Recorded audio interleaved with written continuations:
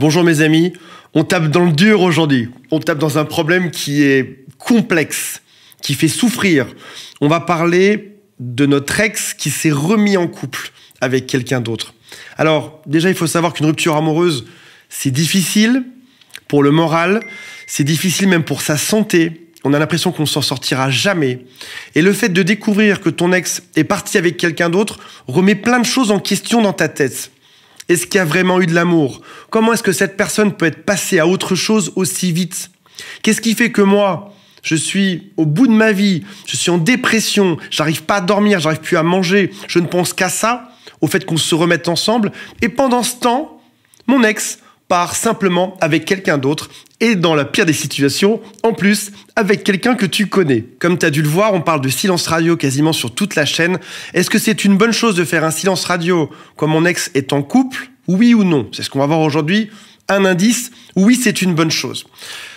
Est-ce qu'il n'est pas trop tard? C'est peut-être ça que tu te poses comme question. Ou autre chose, c'est peut-être, est-ce que le fait que je sois en silence radio aujourd'hui ne fait pas que mon ex aura encore plus de liberté pour s'adonner à cette nouvelle relation, et donc quelque part, je laisse la voie ouverte, la voie libre pour être avec quelqu'un d'autre? On va répondre à cette question en utilisant un tout petit peu de stratégie, mais surtout beaucoup de psychologie aujourd'hui. Mais avant de vous parler de ceci, je vous parle juste de ça. Petit aparté dans la vidéo, pour celles et ceux qui se demandent s'il y a une chance de récupérer leur ex ou si c'est peine perdue. Mon équipe et moi-même avons réalisé un test qui s'appelle « Avez-vous une chance de récupérer votre ex ?» Faites ce test en moins de 60 secondes et vous saurez exactement où vous en êtes. Et surtout, quelles sont vos chances de récupérer cette personne. Cliquez sur le lien dans la description et commencez dès maintenant. Nous sommes tous régis par ce qui s'appelle des biais cognitifs. C'est notamment ce qu'on va voir aujourd'hui dans cette vidéo. Est-ce que ton ex est vraiment amoureux? Il y a ce qui s'appelle l'effet de halo et le biais de projection qui sont cumulés ensemble à ce moment-là. Peut-être que tu te dis que ton ex est heureux ou heureuse parce qu'en ce moment, tu vois des photos passer sur Instagram où ça se passe bien. Ou encore parce que tu les vois en soirée en train de faire la fête. Ou encore parce qu'il y a des stories où ils ont l'air super amoureux. Ou encore parce que l'un des deux poste des belles citations, des belles musiques ou des phrases inspirantes. L'amour, c'est enfin de pouvoir partir de quelque chose pour rencontrer la bonne personne et tout ça. Alors, est-ce que tu crois que c'est solide? Je vais te dire quelque chose qui est dur à entendre, c'est... La réalité, non. 90% des relations s'appellent des relations tampons, temporaires, relations mouchoirs. C'est ce dont on a besoin pour décompresser juste après une longue relation. Et donc, dans 9 cas sur 10, ça ne fonctionne pas. Ça échoue. Maintenant, considère bien quelque chose, c'est que il y a cette fameuse règle des 90 jours. Pendant 90 jours, cette personne est bourrée d'hormones du bonheur, d'hormones de l'attachement, d'hormones de l'amour. C'est ce qui fait qu'on a cette phase de lune de miel qui est gigantesque. Dans cette phase-là, on ne voit aucun défaut à l'autre. On n'est pas dans la réalité. On voit juste des belles choses. Notre cerveau nous joue des tours comme un mirage. Et il se passe quelque chose au bout de ces 90 jours qui est le retour à la réalité dure, là. Là, on touche le sol au bout de 90 jours. Waouh! En fait, cette personne n'est pas du tout celle que je croyais. C'est le moment où ces hormones du bonheur, de l'amour, d'attachement sont en train de partir. Là, tu vois la réalité nue. Finalement, je l'aime pas tant que ça. Et là, il y a un double sentiment d'échec. J'ai quitté cette relation n'étant sûr de moi. C'était peut-être une erreur. Je me suis remis dans une relation qui s'avère être aussi une erreur. Et qu'est-ce que je fais maintenant? Donc, garde bien en tête que ton ex va projeter sur l'autre ce qu'il voudrait ressentir. Donc, dis-toi bien une chose, c'est que ton ex est en train de projeter mentalement ce qu'il voudrait ressentir sur l'autre. Mais ce n'est pas la réalité. C'est une étape qui est temporaire. Donc ne confonds pas image et réalité. Pour ceux qui sont inquiets parce que ça fait 6 mois, 1 an ou 2 ans, parfois ça prend plus de temps. Parfois ça prend aussi beaucoup moins de temps. La relation tampon est quand même censée être à peu près temporaire. Si ça fait 10 ans qu'ils sont mariés, qu'ils ont 3 enfants, considère bien c'était peut-être le 1 cas sur 10, on n'était pas dedans. Si jamais ils se voient qu'une seule fois par semaine, eh ben peut-être que ça prendra pas 3 mois, mais peut-être 6 mois ou 8 mois avant qu'ils découvrent qu'ils ne sont pas compatibles. Si jamais il y a de la distance physique entre eux, pareil, on ne se voit pas tout le temps, on romantise, on fantasme une situation qui n'est pas forcément réelle, parce que le manque est déjà présent dans leur relation. Donc reste dans ta tanière, reprends des forces. Dis-toi que à 9 choix sur 10, c'est perdu. Imagine une grande roue. Imagine que je te dise, voilà, voici une grande roue à tourner. Dans 9 cas sur 10, tu perds tout ce que tu as sur Terre. Et 1 cas sur 10, tu seras heureux. Est-ce que tu tournerais cette roue? Non, tu te dirais, il y a trop de chances que ça ne fonctionne pas. Dans leur cas, c'est pareil. Il y a bien trop de chances que ça ne fonctionne pas. Deuxième biais cognitif, ça s'appelle le biais de rareté. Le silence radio vient créer du vide et le vide, ça attire. Est-ce que tu as le vertige autant que moi? Est-ce que tu es déjà monté en haut de la tour Eiffel? Est-ce que tu es déjà monté dans un immeuble qui était très haut? Tu t'approches et tu es parfois un peu attiré par ce vide ou repoussé par lui. Le vide attire. Tu veux vraiment leur rappeler que tu existes? Alors arrête-toi une seconde. Prends du temps pour toi. Fais un pas en arrière. Le vrai pouvoir, ce n'est pas d'envoyer un message, c'est d'en retirer un. Le vrai contrôle, c'est pas d'insister pour qu'il revienne, c'est de lâcher prise. C'est ça qui est très contre-intuitif en conquête amoureuse. En disparaissant, tu deviens rare, donc désirable, comme une pierre précieuse. Ils ne peuvent plus avoir accès à toi. Ils ne savent plus ce que tu deviens. Tu n'es pas en train de gonfler leur ego, à les supplier en permanence de revenir. Au contraire, tu as fait 5 pas en arrière. Tu as voulu partir, tant mieux. Maintenant, profite et on en reparlera plus tard. Et ton ex va finir par se demander, mais pourquoi est-ce qu'il ne revient pas vers moi? Pourquoi est-ce qu'il ne pense plus à moi? Pourquoi est-ce que je n'ai plus de nouvelles? Au début, il y aura un sentiment de libération. Et après ça, ce sera un sentiment d'angoisse. Qu'est-ce qu'il devient? Qu'est-ce qu'il fait? Tu es en train de créer de la rareté. Tu es en train de créer de la curiosité et de la perte de contrôle chez l'autre.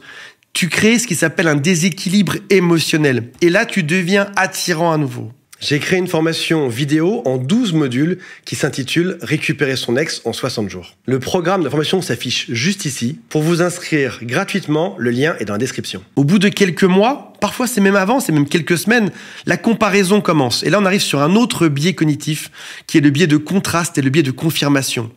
Encore une fois, au début, ces hormones de l'amour font que tout est beau, l'autre est parfait, l'autre est magnifique. Ça se passe super bien.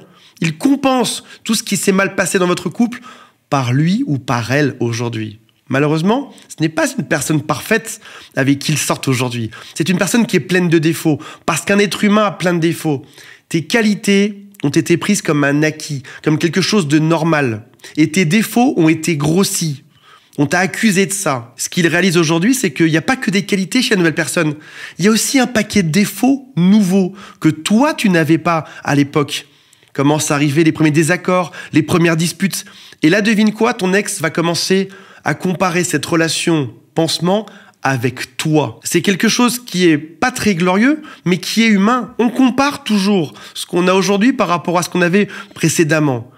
Ce silence va renforcer l'image mentale dans la tête de ton ex. Moins tu parles, plus tu seras idéalisé. Rappelle-toi bien de ça, parce que je suppose que tu penses le contraire aujourd'hui. Vous êtes donc sur une même période où il se passe deux choses extrêmement différentes. Ton ex est en train de tester une nouvelle relation, pendant que toi, tu testes leur résistance. Tu n'as pas besoin d'être ex-aequo avec ton ex. Pas parce que ton ex voit quelqu'un que tu es obligé de le faire. Tu peux être plus fort que ça. Tu peux être plus malin. Tu peux être mentalement plus accroché sur terre. Je pense que cette relation, même si elle a l'air belle, ne sera pas la bonne. Et je pense que tu vas revenir vers moi en rampant dans quelques temps. Que tu mettras ton ego de côté pour revenir toquer à ma porte. Leur couple, celui que tu vois en face de toi, est encore extrêmement fragile. Ton ex est en train de voir si ça peut le faire, si ça pourrait fonctionner. Avec cette fameuse règle des 90 jours. Mais je vais te donner une bonne nouvelle aujourd'hui, c'est que cette règle des 90 jours, tout le monde l'oublie. Parce que ça a l'air tellement beau, tellement réel. On veut y croire. Ton ex veut croire aujourd'hui que c'est la bonne personne. Ton ex s'accroche à ça. Je suis sûr que c'était un bon choix. Ça viendrait valider non seulement mon choix d'être parti, mais en plus le choix d'avoir choisi cette personne aujourd'hui. Malheureusement, 9 fois sur 10, tout s'écroule. Si jamais tu reviens trop vite, il y aura ce qui s'appelle une réaction, une réactance. C'est le biais de réactance. Ton ex va te dire « Tu veux me reconquérir ? Je te bloque. » Tu veux chercher à négocier avec moi? Je te repousse. Je ne veux pas de ça. Tu vas même voir que ton ex devient méchant. Il réagit. Je ne veux pas de ça. Ton ex n'est pas prêt aujourd'hui. Il va se crisper, se bloquer davantage. Ils vont même faire front ensemble contre toi. en disant que tu ne comprends rien, que tu insistes trop, que tu es désespéré. Si vous envisagez de récupérer votre ex et que vous avez besoin de soutien, sachez que depuis 10 ans, je travaille avec des coachs et des psychologues pour accompagner les VIP chez jerécupéremonex.com. Nous ne proposons pas une solution miracle, mais un travail sérieux qui est d'ailleurs noté 4,5 sur 5 sur Trustpilot. Pour en savoir plus, prenez rendez-vous gratuitement avec l'un des membres de notre équipe. Laisse ton ex croire qu'il est sous contrôle aujourd'hui, pendant que toi, tu es en train de contrôler tes émotions. Aujourd'hui, ta patience, elle est stratégique. Attention, c'est pas de la manipulation. Tu es en train de mettre une stratégie en place pour récupérer tes émotions, ta force et ta propre vie. Pendant que l'autre essaye de noyer ses émotions et son malheur dans une autre relation amoureuse. C'est pas ça que tu es en train de faire. En réalité, tu es bien plus fort que l'autre. Pourquoi est-ce qu'on va voir ailleurs aussi vite? Pour éviter la peine, pour ne plus souffrir, pour penser à autre chose. Alors que toi, cette peine, tu l'acceptes, tu te remets en question, tu bosses sur toi, tu deviens plus fort. Pendant que l'autre est dans une stratégie d'évitement de la douleur en se mettant avec quelqu'un d'autre, un peu comme un drogué serait accro à sa dose pour penser à autre chose, un peu comme un alcoolique serait accro à la bouteille pour ne pas penser à ses problèmes, ton ex s'est rendu accro à cette relation pour ne pas voir les problèmes en face, pour ne pas travailler sur lui, pour ne pas souffrir. Mais ça revient un peu. Ceux qui réussissent leur conquête après Silence Radio ne sont pas les plus rapides, mais ce sont ceux qui comprennent le bon timing. Ce sont ceux qui mettent les choses en place, ceux qui patientent tranquillement. Beaucoup abandonnent en se disant « ça ne marchera pas, je dois communiquer avec mon ex aujourd'hui, je dois faire quelque chose, je dois remettre mon ex dans la vérité en lui montrant que ce n'est pas le bon couple, ce n'est pas ton rôle. » Il y a un joli dicton qui dit « l'expérience est une bougie qui n'éclaire que celui qui la porte ». Tu as ton expérience, tu sais que c'est une mauvaise chose, ton ex ne le sait pas. Donc oui, bien évidemment, le silence radio est une extrêmement bonne stratégie pour réussir ta reconquête amoureuse. Sois patient. Ton ex n'a pas tourné la page, ton ex a besoin de se distraire. Et il arrive toujours cette question, toujours, au bout de 3 mois statistiquement, c'est « et si je m'étais trompé ?» Et c'est là-dessus qu'on va jouer. Voilà mes amis, je vous rappelle qu'il y a un quiz en dessous qui s'appelle « Quelles sont mes chances de récupérer mon ex ?» Il y a aussi toute mon équipe qui vous attend si vous le souhaitez pour vous donner les meilleurs conseils personnalisés, ainsi que moi-même. Il y a des vidéos gratuites, des formations offertes, il y a une application. Tout ceci, c'est dans la description de cette vidéo, c'est juste en dessous. Ça va se trouver dans le petit résumé qui est juste la vidéo, mais vous savez faire. YouTube a un peu caché les choses, mais vous savez faire. Il faut juste cliquer un peu, chercher un peu, cliquer sur plus et ça va apparaître. Voilà mes amis, j'ai hâte de lire vos commentaires par rapport à cette vidéo et on se retrouve prochainement, c'est le Tous Bye.